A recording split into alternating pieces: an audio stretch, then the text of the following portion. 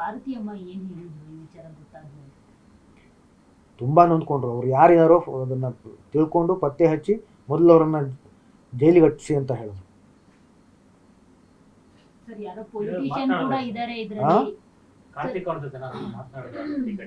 ಇಲ್ಲ ರಾಜಕೀಯ ವ್ಯಕ್ತಿ ಕೈವಾಡ ಇದೆ, ಅಲ್ಲಿ ಮಾಲ್ ಮಾಡೋದಕ್ಕೋಸ್ಕರ ಈ ತರ ಮಾಡಿದ್ದಾರೆ ಅಂತ ಹೇಳ್ಬಿಟ್ಟು ಒಂದು ಸುದ್ದಿ ಇದೆ. ಸೊ ಅದ್ರ ಬಗ್ಗೆ ನೀವೇನು ಹೇಳಿ? ನೋಡಿಮ್ಮ, ಯಾರೇ ಇದ್ರು ಅವ್ರಿಗೆ ನಿಜ ಹೇಳ್ತೀನಿ, ಮನಸಾರೆ ಹೇಳ್ತೀನಿ, ನಾನು ಅವ್ರಿಗೆ ಶಿಕ್ಷೆ ಆಗಬೇಕು, ಶಿಕ್ಷೆ ಆಗಬೇಕು ಅವ್ರಿಗೆ. ಯಾಕಂತಂದರೆ ಇದು ನೋಡಿ, ಈಗ ಕಾನೂನುಬದ್ಧವಾಗಿ ಯೋಚನೆ ಮಾಡೋಕ್ಕೆ ಹೋದರೆ ಅದು ಜಾಗ ಯಾರ್ದು? ಅದು ಈಗ ಬಾಲಣ್ಣ ಅವ್ರ ಕುಟುಂಬದವ್ರದ್ದೇ ಜಾಗ. ಅವ್ರೇನು ಇಷ್ಟಪಡ್ತಾರೋ ಅದು ಆಗಿದೆ ಅನ್ನೋ ಥರದಲ್ಲಿ ಒಂದು ಕಡೆ ನಾವು ಯೋಚನೆ ಮಾಡಿದ್ರೆ, ಇನ್ನೊಂದು ಕಡೆ ಭಾವನಾತ್ಮಕವಾಗಿ ನಮ್ಮ ಕನ್ನಡಿಗರ ಜಾಗ ಅದು, ಅಷ್ಟು ಸ್ಮಾರಕ, ಅದು ಸಮಾಧಿ ಜಾಗ ಏನಿದೆ ಅದು ಏಕಾಏಕಿ ನೀವು ಈ ಥರ ತೆರವುಗೊಳಿಸಿದ್ರೆ ಹೇಗೆ? ಇದು ಅನ್ಯಾಯ, ಇದು ದೊಡ್ಡ ದುರಂತ, ಇದು ಆಗಬಾರ್ದಾಗಿತ್ತು. ಹಾಗಾಗಿ ಅದು ಆಮೇಲೆ ಅವ್ರಿಗೆ ಗೊತ್ತೂ ಇತ್ತು ಇದು ಜನಗಳಿಗೆ ದುಃಖ ಆಗುತ್ತೆ, ಬೇಸರ ಪಡ್ಕೊಳ್ತಾರೆ ಅಂತ. ಆದರೂ ಕೂಡ ಮಾಡಿದ್ದಾರೆ ಅಂತಂದರೆ ಅದು ಏನದು? ಆ ಥರದ ಒಂದು ದುರ್ಬುದ್ಧಿಗೆ ಏನಂತ ಹೇಳೋಣ? ಅವ್ರಿಗೆ ಶಿಕ್ಷೆ ಆಗಲೇಬೇಕು. ಅದು ಯಾರು ಅಂತ ದಯವಿಟ್ಟು ತಾವು ಪತ್ತೆ ಹಚ್ಚಿ ಅವ್ರಿಗೆ ಶಿಕ್ಷೆ ಆಗೋ ಥರ ನಾವೆಲ್ಲರೂ ನೋಡ್ಕೊಳ್ಳೋಣ. ಸರ್, ಈಗ 1 ವರ್ಷದ ಹಿಂದೆ ಅವರ ವಿಷ್ಣು ಅಭಿಮಾನಿ ಅವರಿಗೆ ಒಂದು ಲೆಟರ್ ಹೋಗುತ್ತೆ, ಕೋರ್ಟಿನ ನೋಟಿಸ್ ಡೈರೆಕ್ಟ್ ಹೋಗಿರುತ್ತೆ, ಅಂದ್ರೆ ಯಾರು ಕೂಡ ಎಂಟ್ರಿ ಆಗಬಾರ್ದು ಪರ್ಮಿಷನ್ಸ್ ಇಲ್ಲದೆ ಅಂತ. ಆ ನೋಟಿಸ್ ನಿಮಗೂ ಬಂದಿತ್ತಾ? ನಿಮ್ಮ ಫ್ಯಾಮಿಲಿಗೆ ಬಂದಿತ್ತಾ? ಇಲ್ಲ, ಆ ಥರದ್ದು ನಮಗೆ ಗೊತ್ತಿರಲಿಲ್ಲ. ಅದು ಅಭಿಮಾನಿಗಳು ಆಮೇಲೆ ಕೋರ್ಟ್ ಅದನ್ನು ಅವರು ಮಾಡಿದ್ದಕ್ಕಂತ ಅದು ಅವರು ಗಮನಕ್ಕಿತ್ತ ಸರ್ ನಿಮಗೆ? ನಾನು ಅದಕ್ಕೆ ಮೀಟಿಂಗಲ್ಲಿ ಮಾತಾಡಿದ್ದೀನಲ್ಲ, ನಾನು ನ್ಯಾಯಾಧೀಶರನ್ನು ಕೇಳ್ಕೊಂಡಿದ್ದೀನಿ ಅದರಲ್ಲಿ. ಸರಿ, 2 ವರ್ಷದ ಹಿಂದೆನೆ ಕಂಠೀರವ ಸ್ಟುಡಿಯೋದಲ್ಲಿ ವಿಷ್ಣುವರ್ಧನ್ ಅವರ ಸ್ಮಾರಕ ಮಾಡಕ್ ಆಗೋದಿಲ್ವಾ? ಅಲ್ಲ, ಈಗ ನೀವು ಎಲ್ಲೇ ಮಾಡಿದ್ರು ಕೂಡ ನಿಮ್ಗೆ ನೀವು ಇಲ್ಲೇ ಮಾಡಬೇಕು ಅಂತ ಏನಿತ್ತು ಹೇಳಿ? ಹಠ ನಿಮ್ದು ಯಾಕಿತ್ತೇಳಿ? ಅಲ್ಲಿ ಅವರ ಅಂತ್ಯಕ್ರಿಯೆ ಅಲ್ವಾ? ಈ ಕಂಠೀರವದಲ್ಲಿ ಮಾಡಿದ್ರೆ ಏನಿದೆ? ಈಗ ನಾವು ಮೈಸೂರಲ್ಲಿ ಮಾಡಿದ್ದೀವಲ್ಲ, ಮೈಸೂರಲ್ಲಿ ಮಾಡಿದ್ದಕ್ಕೂ ಆಮೇಲೆ ಅಲ್ಲಿ ಅಪ್ಪವ್ರ ಅಸ್ಥಿ ಕೂಡ ಇದೆ, ಅವ್ರ ವಿಭೂತಿ ಕೂಡ ಇದೆ. ಹೇಳಿದ್ದು ವಿಭೂತಿ ಅಂತಂದ್ರೆ ಈ ಹಚ್ಕೊಳ್ಳೋ ವಿಭೂತಿ ಅಲ್ಲ, ಅಸ್ಥಿ ಇದೆ, ಭಸ್ಮ ಇದೆ ಅವ್ರದ್ದು. ಸರ್, ಇಲ್ಲಿ ಆ ಭಸ್ಮ ಎಲ್ಲಿತ್ತು ಸರ್? ಅಂದ್ರೆ ಸಮಾಧಿ ಒಳಗಡೆ ಇಟ್ಟಿದ್ದ? ಅದರ್ವೈಸ್ ಅಲ್ಲ, ಅಲ್ಲಿ ಸಂಸ್ಕಾರ ಆಗಿದ್ದಲ್ಲಿ, ಸಂಸ್ಕಾರ ಆಗಿದ್ದಲ್ಲಿ,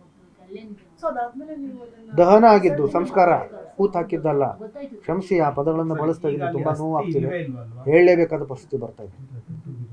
ಸರ್, ಈಗ 2 ವರ್ಷದ ಹಿಂದೆನೆ ಬಾಲಣ್ಣ ಅವ್ರ ಸಮಾಧಿನೂ ಅವರೆಲ್ಲ ತೆಗೆದ್ಬಿಟ್ಟಿದ್ರು, ಎಲ್ಲ ನೆಲಸಮ ಮಾಡ್ಬಿಟ್ಟಿದ್ರು.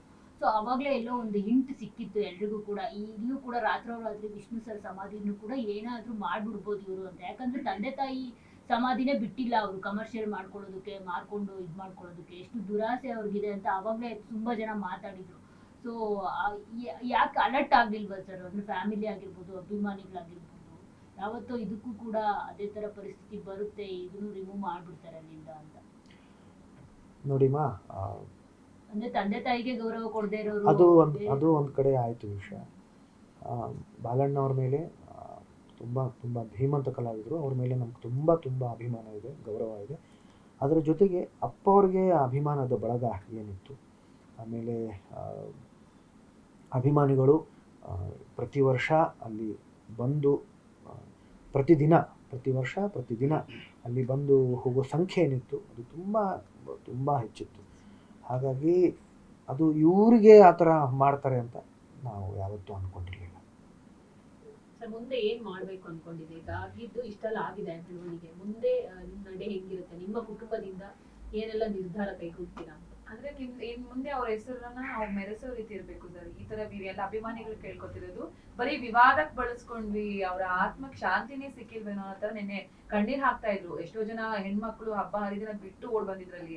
ಅವ್ರ ಹೆಸರು ಮೆರೆಸ್ಬೇಕು, ಆ ರೀತಿ ಅವ್ರ ಹೆಸರು ಬರ್ಬೇಕು. ಬಿಟ್ಟು ಪ್ರತಿ ಸಲ ವಿವಾದ ಅನ್ನೋದು ಚೆನ್ನಾಗಿಲ್ಲ ಅನ್ನೋದು ಎಲ್ರು ಒಂದು ಇದು ಸರ್. ಅದಕ್ಕೆ ಒಂದು ಅಂತ್ಯ ಬರ್ಬೇಕು. ನೋಡಿಮ್ಮ, ಈಗ ಮೈಸೂರಲ್ಲಿ ಆಗಿರ್ತಕ್ಕಂಥ ಸ್ಮಾರಕ ಏನಿದೆ ಅದು 5 ಎಕರೆ ಜಾಗದಲ್ಲಿ ಆಗಿದೆ. ನನಗೆ ಗೊತ್ತಿಲ್ಲ, ಆದರೆ ಬಹುಶಃ ಅದು ಅತ್ಯಂತ ಅದ್ಭುತವಾಗಿರ್ತಕ್ಕಂಥ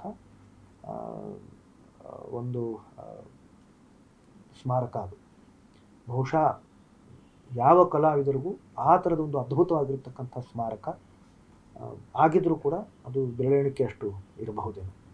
ಅಷ್ಟು ಸೂಕ್ತವಾಗಿರ್ತಕ್ಕಂಥ ಅದ್ಭುತವಾಗಿರ್ತಕ್ಕಂಥ ಅದು ಸ್ಮಾರಕ ಆಗಿದೆ ಒಂದು.